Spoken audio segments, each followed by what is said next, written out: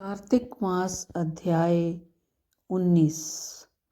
नारद जी कहने लगे कि राजा पृथु कार्तिक कृष्णा त्रयोदशी से शुक्ल द्वितीय तक यमराज को प्रसन्न करने के लिए दीपक जलाना चाहिए। इससे अकाल मृत्यु आदि नहीं होती। चतुर्दशी को नरक चतुर्दशी भी कहते हैं। उस दिन तिल का तेल, अपामार्ग तथा दूर्वा आदि लगाकर स्नान करना चाहिए। स्नान के पश्चात दक्षिण की ओर मुख करके अपसव्य होकर जल में तिल मिलाएं और 3-3 अंजलि से यमाय, धर्मराज, मृत्युवे, अंतकाय, कालाय, सब भूतक्षाय, चित्रगुप्ताय इन मंत्रों द्वारा यमराज का तर्पण करें। फिर सायंकाल ब्रह्मा, विष्णु, शिव, दुर्गा के मंदिरों में दीपक जलाएं। रात को श्री लक्ष्मी जी का पूजन करें। यदि कोई शस्त्र से मारा गया हो तो चतुर्दशी को उसके निमित्त भी दीप दान करें। इससे अक्षय फल प्राप्त होता है। फिर कन्या, ब्रह्मचारी तथा तपस्वियों को भोजन करावे। इससे यमपुरी को न जाकर शिवलोक की प्राप्ति होती है। गौशाला में दीपक जलाएं। फिर लक्ष्मी जी की स्तुति करके उनको जगावें। जिस प्रकार प्रतिक्रिया स्त्री अपनी पति से पहले जागती है, उसी प्रकार लक्ष्मी जी भी भगवान से 12 दिन पहले जागती है। अमावस्या के दिन में बालक, वृद्ध तथा रोगियों को छोड़ अन्य कोई भोजन ना करे। सायंकाल में लक्ष्मी जी का पूजन करें, तब समय भोजन करें। घर को फूल, माला आदि से सजाकर रात्रि को सारे घर में दीप माला करें। घर के सभी स्त्री पुरुष नए वस्त्र धारण करें और समस्त रात्रि नृत्य, गीतान, हर्षोल्लास से बितावे। रात्रि भर दीपक जलाना चाहिए। उस रात्रि को लक्ष्मी जी सब घरों में घूमती है तथा जो घर अधिक सुंदर तथा रमणीक होता है उसमें बहुत दिनों तक निवास करती है। एक प्रहर रात्रि शेष रहने पर घर का रूप, कूड़ा करकट, सूप तथा पुराने पंखे पर रख कर बाहर फेंक देना चाहिए। ऐसा करने से वह घर धन धान्य से पूर्ण रहता है। दूसरे दिन गोवर्धन बनाकर बंधुओं सहित पूजन करके ब्राह्मणों को भोजन कराएं। समय भी नवीन अन्न का भोजन करें। भगवान श्री कृष्ण ने इंद्र का मान मर्दन करके गोवर्धन पर्वत का पूजा इसी दिन किया था। सायंकाल के समय गौ तथा वृषभ, बैल का पूजन करके उनसे तथा परिवार के भरण पोषण व रक्षा के लिए प्रार्थना करें। बलि और उसकी पत्नी विंध्याबली की मूर्ति बनाकर सायंकाल के समय भोजन करके दान आदि क्रिया करने वाला परिवार सदा सुखी रहता है। कार्तिक मास अध्याय 20। नारद जी कहने लगे, हे राजा पृथु, जो कार्तिक कृष्ण अमावस्या को दीपावली करता है वह कभी दरिद्री नहीं होता है। इस संबंध में एक इतिहास सुनो। थुरसैन देश में सत्य शर्मा नाम का एक अत्यंत दरिद्री ब्राह्मण रहता था। उसके मन में सदैव यही लालसा रहती थी कि यदि मेरे पास धन हो तो मैं उसे दान आदि धार्मिक कार्य में व्यय करूं। इसके लिए वह सदैव विष्णु का पूजन किया करता था। वह जो कुछ कमाता सब व्यय हो जाता। तब उस दरिद्री निवारण का उपाय पूछने पर एक विद्वान ने उसे बताया कि तुम धन को प्राप्ति के लिए शिव जी की आराधना करो। तब से वह शिव जी का उपासक बन गया। निदान 1 वर्ष बीतने पर एक दिन शिवजी ब्राह्मण का रूप धारण करके उसके पास आए और बोले कि हे विप्र, धन की प्राप्ति हेतु तुम राजा के पास जाकर उससे वरदान मांगो कि कार्तिक बंदी अमावस्या को हमारे सिवाय और कोई अपने घर में दीपक ना जलाए।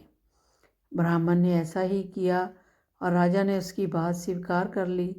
निदान कार्तिक कृष्ण अमावस्या से एक दिन पूर्व अर्थात चतुर्दशी को सत्य शर्मा ने राजा के पास जाकर उसको स्मरण कराया तो उसी समय राजा ने सारे शहर में ढिंढोरा पिटवा दिया कि अमावस्या पर कोई भी घर में दीपक न जलावे। राजा की आज्ञा अनुसार अमावस्या की रात्रि को किसी ने भी दीपक नहीं जलाया। तब रात्रि को लक्ष्मी जी नगर में आई तो देखा सारे नगर में अंधेरा है, मगर एक ब्राह्मण का घर खूब सजा हुआ है तब से, और साथ ही दीप माला से जगमग हो रहा है।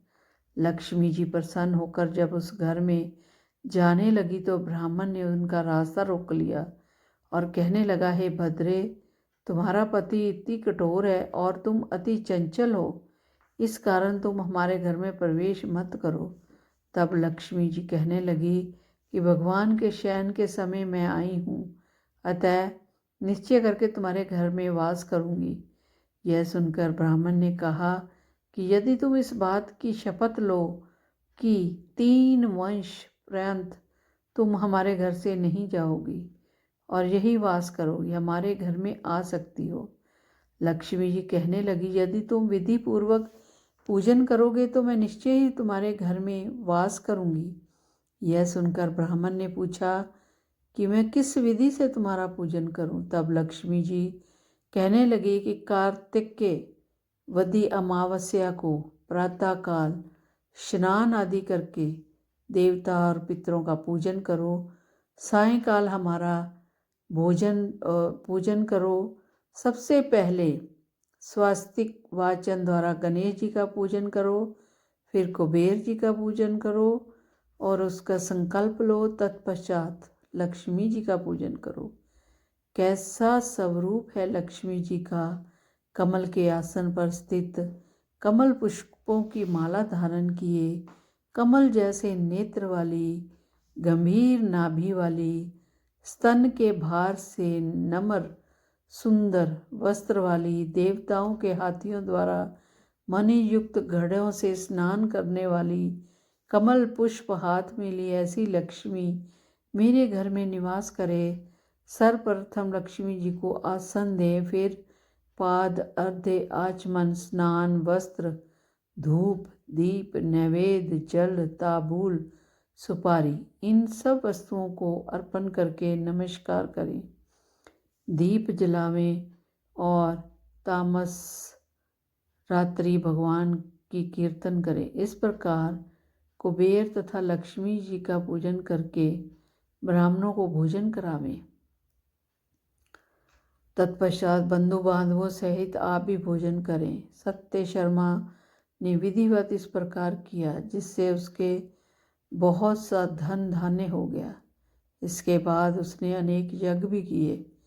फिर सत्य शर्मा विरक्त होकर मथुरा जी चला गया और वहीं पर समाधिरत होकर विष्णु लोक को प्राप्त हुआ। तो ये था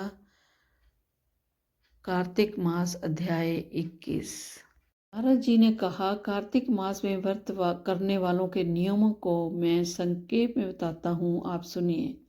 व्रती को सभी प्रकार के मांस, उर्द, राई, खटाई तथा नशीली वस्तुओं का त्याग कर देना चाहिए और किसी की चुगली या निंदा भी नहीं करनी चाहिए। किसी जीव का मांस नहीं छूना चाहिए और कांसे के पात्र में रखा हुआ पंचगव्य, बहुत छोटे घड़े का पानी तथा केवल अपने लिए ही पका हुआ अन्न प्रयोग करना चाहिए। कार्तिक माह का व्रत करने वाले मनुष्य को सदैव ब्रह्मचर्य का पालन करना चाहिए।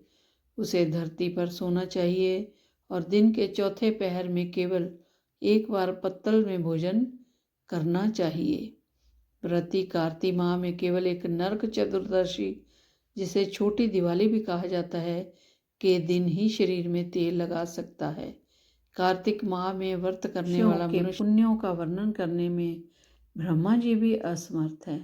यह व्रत सभी पापों को नष्ट करने वाला, पुत्र पौत्र प्रदान करने वाला और धन धान्य की वृद्धि करने वाला होता है। बोलो शिव शंकर भगवान की जय, बोलो विष्णु भगवान की जय।